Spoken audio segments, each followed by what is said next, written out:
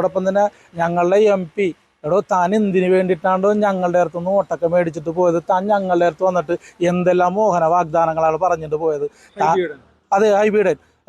അദ്ദേഹം ഈ ഒരു പ്രശ്നം വരുന്നതിന് മുമ്പായിരിക്കും, പ്രശ്നം നടക്കണ കാലഘട്ടത്തിൽ തന്നെയാണ് ഇവിടെ ഒരു 3 ലീഡേഴ്സുമാർ ഇവിടെ കൂടിയിട്ട് ഈ പ്രശ്നത്തെക്കുറിച്ച് ചർച്ച ചെയ്യാൻ വേണ്ടി വന്നപ്പോൾ അന്ന് ഈ ബഹുമാനപ്പെട്ട ഹൈബീഡൻ പറഞ്ഞിട്ട് പോയതാണ്, ഞാൻ ജീവനുള്ളിടത്തോളം കാലം നിങ്ങളുടെ ഭൂമി ഒരാൾക്ക് നഷ്ടപ്പെടില്ല. എന്നിട്ട് അദ്ദേഹം ഈ ലോക്സഭയിലൊക്കെ സംസാരിച്ചപ്പോൾ ഒരു വാക്ക് പറയാൻ അദ്ദേഹം മുതിർന്ന, ഒരു വാക്ക് പറയാനായിട്ട് ഞങ്ങൾക്ക് വേണ്ടിയിട്ട് എന്തെങ്കിലും അയാൾ എവിടെയെങ്കിലും ഒരു മീഡിയയോട് പോലും പറയുന്നുണ്ടാ ഞാൻ ആ ജനത്തോടു കൂടി നിൽക്കും എന്നുള്ളത്? ഇല്ലേ? ഞങ്ങൾ എന്തിനു വിശ്വസിക്കണം? ഇദ്ദേഹത്തെയൊക്കെ എന്തിനു വിശ്വസിക്കണം? ഞങ്ങളുടെ ഒരു വ്യക്തിയായിട്ടാണ് കരുതിയിരുന്ന വെച്ചത്. ഞാൻ കോൺഗ്രസ്സുകാരൻ തന്നെയാണ്. ഈ നിമിഷം വരെ കോൺഗ്രസ്സുകാരൻ ഞാൻ.